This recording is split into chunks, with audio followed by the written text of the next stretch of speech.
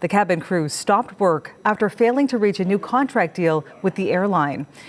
You're going to see some scenes here. This is at Pearson Airport in Toronto as flight attendants hit the picket lines today. The two sides had been in contract talks since last September, but they remain at odds over key issues, including compensation for the work flight attendants do on the ground before and after flights. The CBC's Anis Haidari is at the country's busiest airport at Toronto Pearson International. A much louder scene outside than inside, Anis, as that picket line really picking up steam this morning. Yeah, we're right outside Terminal 3 here. This is where WestJet flies in and out of Pearson International Airport. That is Toronto's biggest airport. It is the country's busiest airport. And right now, the busiest scene here are these flight attendants represented by CUPE. They are on strike as of this morning. One of the key issues is that they don't feel they are paid enough for work that they do before and after a flight takes off. They're calling it ground pay. And we can hear them cheering for unpaid work, or against unpaid work, more accurately.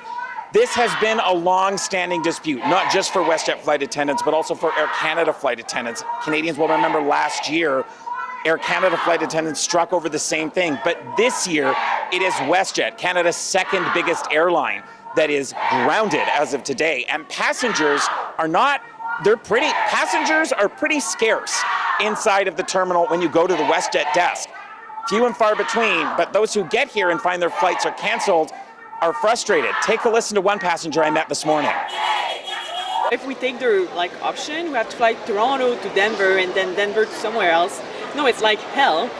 And then we only book 1 week, so it's like we're gonna it's Wednesday to next Sunday, so it's like a 3 days, 4-day vacation, so it doesn't make sense. They kind of blocked us the access to the office, to the desk here, so we cannot really have any support. We have no clue what to do. We're just by ourselves, which is really annoying.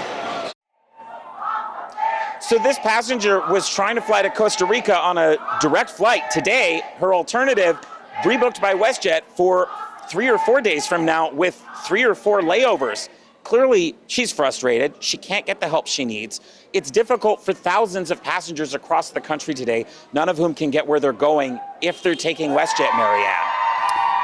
So, Anis, we are now hours into this strike. It is still the early hours of the strike, with no telling how long this will potentially last. So what is next between the union and the company? Do we know what may be happening between the two sides? It's unclear if they are still negotiating at this point. I can tell you that there were union representatives at the hotel in Calgary where they are bargaining until the wee hours of the night. It's unclear what progress they're making, what discussions are happening, because we're not hearing from either side directly at this point. It is very early in Calgary. We are expecting to hear from CUPE leadership in that city later today.